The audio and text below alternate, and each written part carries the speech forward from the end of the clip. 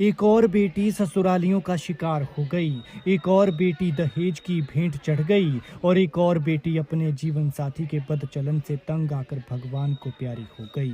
लेकिन आखिर कब तक चलता रहेगा ये? आखिर कब तक बेटियां यूं ही खुद की बलि देती रहेंगी? गलती सिर्फ इतनी सी है कि गरीब परिवार से थी और पहले तो ये लालची ससुरालिये दहेज के लिए कहते हैं कि हम इसके खिलाफ हैं, फिर भी दे दिया तो कहते हैं कि बेटी को ही तो दिया है, और अगर दहेज नहीं दिया तो बात बात पर लांछन लगाते हैं कि तुम क्या लेकर आई, और दहेज के लिए परेशान करते हैं। कुछ ऐसा ही हुआ हमीरपुर के भोरंज की 23 साल की लड़की शिवानी के साथ, जिसने अभी 1 साल पहले ही शादीशुदा नई जिंदगी की शुरुआत की थी और आज वो जिंदगी खत्म हो गई। दुख की बात है कि उसके जीवन साथी ने भी उसका साथ नहीं दिया जो उसे आगे करके लाया था, और देता भी क्यों, उसका तो काम चल रहा था, कर रहा था किसी और से बातें, और एक से नहीं बल्कि दो से। वो किसी और 2 लड़कियों से बात करता है, उसकी क्या नाम लिया, मैसेज भी मेरी बेटी के फोन में है। उसे इतना प्रताड़ित कर दिया गया कि बेचारी मजबूर हो गई मरने के लिए। उसे इतना तंग कर दिया गया कि इस दर्द से निकलकर उसने मौत को गले लगाना सही समझा।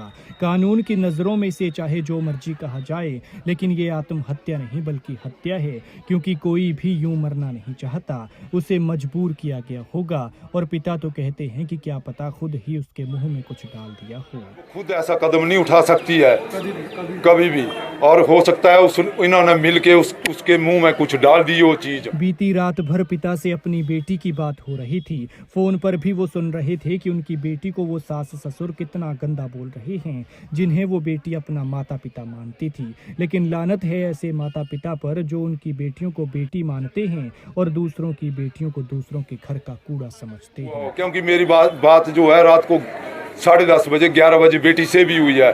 बेटी इनकी आवाज़ें सुना रही थी, तब ये इनको तंग कर रहे थे। दुबई से भी फोन आया हुआ था उस टाइम, वो भी तंग कर रहा था। इसका देवर तंग कर रहा था कि पैसे कहाँ गए तू। घिन आती है ये सोचकर कि हम आज भी ऐसे समाज में रह रहे हैं जहां दहेज के लिए लड़कियों की जान जा रही है, जहां नौजवान पत्नी के होते हुए पति दूसरी लड़कियों के साथ संबंध में होता है। असल में ऐसे लोग मर्द नहीं, वहशीपने का शिकार होते हैं। मेरी बेटी ने 3 महीने पहले बात बताई थी कि डैडी जी ऐसे ऐसे बातें करता है आज भी लड़कियों से। तो मैं बोला कोई बात नहीं बेटे, समझा देंगे इसके बारे में। मैंने समझाया, परंतु उसने बात करना नहीं छोड़ी उन लड़कियों से।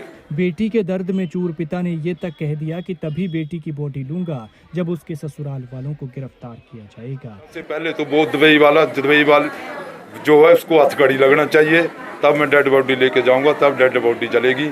ऐसे अन्यथा डेड बॉडी नहीं जलेगी। पुलिस पोस्टमार्टम करवा रही है और उसके बाद ही मौत के असली कारणों का पता चल सकेगा। आप इस घटना पर क्या कहते हैं, कमेंट में जरूर बताएं।